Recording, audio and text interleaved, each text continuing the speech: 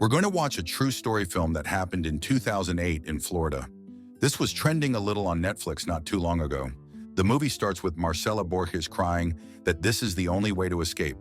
Meanwhile, downstairs, a man is pouring gasoline and a woman readies a gun. He tells his cousin that he's not leaving witnesses and plans to kill Marcela. She tosses the screen window out, hitting her sharp gated fence. And as the intruders enter her room, she jumps. A few days ago, the doctor examining Marcela Borges, a pregnant mother, relaxes after hearing the baby's heartbeat. After the checkup, Rubens, her husband, feels bad because he won't be able to attend their son, Ryan's kindergarten graduation, but promises to leave work early. Marcela says he's the best dad ever, so we already know that's foreshadowing something. He leaves for work, and some shady men trail Marcela on her way to pick up Ryan. She takes some photos and sends them to Rubens before asking him to get some candles for the mini celebration. Rubens hurriedly closes a deal and prepares to show up for the celebration. Before leaving the office, two members of an accounting firm ask for his company's record to run the tax, and he hands it to them. Upon getting home, Teresa welcomes them, and Ryan runs off with Tommy. She rejoices after finding out that Marcela's next child is a boy and doesn't have an extra chromosome. As Teresa looks after Ryan at her place, Marcela goes inside to arrange the baby's room. Meanwhile, one of the men who tailed her can't hold back the urge to step outside, so he leaves the car and enters the garage to turn off the alarm system. While at it, Marcela hears a dog barking, so she heads downstairs to the garage to check for an intruder, but don't see anything because she's blind. She closes the garage door and goes back inside to continue with the party preparations. The dog continues barking, so she opens the back door to check what's wrong and gets startled by Ryan and Tommy. Later that day, the guests arrive at the party and they celebrate with Ryan. Later that night before bed, they show Ryan a photo of his unborn little brother, and he learns he's going to be a big brother. In their room, Rubens reassures Marcela that although the baby's timing is rough, they'll do their best to ensure everything is fine. Happy, he pushes the baby inside of her deeper. The next morning, the doorbell rings, and despite not expecting anybody, Ryan goes to open it. Shocked, they see masked gunmen at the doorstep, and before they can retreat, the gunmen force their way into the house and order the family not to move. As the gunmen search the house, they take the family to the living room and tie them up. One of the men watches the family while the rest ransack the house for cash and jewelry. While at it, Rubens tries to reach for the gun of the robber stationed to watch them, but he fails due to the other coming back. To his surprise, they ask him for money, and he tells them that they've taken all he has. Confused, he watches as one of them makes a call, saying they weren't able to find the cash. Frustrated, one of them hits Rubens and they choose to tie his mouth before taking the entire family in their SUV and driving off. On the way to their hideout, they come across a checkpoint, so the men order Marcela to play it cool. She tries signaling a fatback cop for help, and at one point she nearly opens the car door, but one of the men sees her and grabs her son, forcing her to comply. After the checkpoint, as the men drive them to their hideout, Marcela mentally notes down the route. They arrive at their destination and she memorizes one of the vehicle's plate numbers.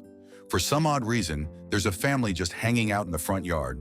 The men force the Borges family into one of the houses and lock them in a room. There, Marcela asks Rubens what the men are after, and he says he doesn't have a clue. Seeing her family in disarray, Marcela calms them and assures her wuss husband it'll be okay. Suddenly, the men show up again and order Rubens and Marcela to follow them.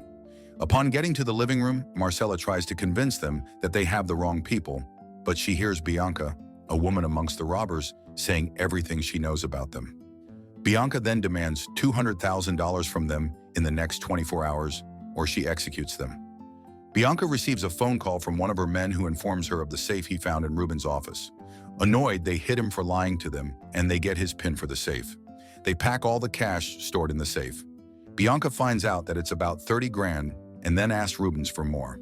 He tells her it's all he has, but she refuses to listen to him, and then grabs Marcela, saying he failed his family. She orders Rubens to look for the rest, or he'll kiss his family goodbye. The men then pounce on Rubens, kicking him and stomping him. They take Marcela that night as a hostage in their vehicle and drive back to her house. Oscar, one of the robbers, informs her to transfer all the funds in her accounts to one place, and he'll take her to the bank to withdraw everything. If she successfully pulls it off, he'll let her see her family again. Marcela logs into her bank and Oscar gives her a sandwich. She thanks him for treating her nicely and asks to be let go, but Oscar says he'll be penetrated in the skull if he doesn't comply. He orders her to eat and sleep for the next day. The following morning, while freshening up, Marcela spots Teresa in her yard and tries signaling to her, but Oscar shows up and orders her to drive to the bank. On the way, she informs him that they're out of gas, so he tells her to refill at the next station. When they get there, Marcela tries signaling for help while facing the nearest CCTV, but she almost gets spotted. Oscar then orders her back into the vehicle after filling the tank, and she drives to the bank. Once there, he calls Bianca, who instructs Marcela to get the cash in 15 minutes, otherwise, she'll lose her family. Quickly, she rushes into the bank and tries acting normal under pressure by demanding to withdraw all of her money. The process takes a while, and she could have written them a note during that time, but she stupidly doesn't. Oscar then takes her home, and she hands Bianca the money before going to see her family. To Marcela's surprise, Bianca chooses to detain them and grabs her weave, saying they're 150 grand short. Marcela tries to convince her that it's all they have, but Bianca insists that she must get what she wants. She makes it clear that she's in control, and Marcela agrees to get more money. She goes to her husband and asks him to call Henry to help them out. Victor, another robber, then threatens to gun Rubens down, coercing him to make the call. Rubens, while under intense pressure, calls Henry, asking him for 40 grand. After Henry agrees to call back and get the money, Victor still threatens to shoot Rubens, and it sparks a disagreement between the gang. Annoyed, Bianca takes out her frustration on Rubens, kicking him to the floor. Then Bianca screams, making the audience question how believable she is as a villain. Marcela quickly rushes over to him, but Victor puts another bullet into his gun and orders Rubens to make another call. Later that night, the couple returns to the room to meet Ryan, and Oscar tells them he was able to stall the others from eliminating them that night. Before leaving them, he advises that they figure out a way to raise the remaining amount, else they'll be gone the following day.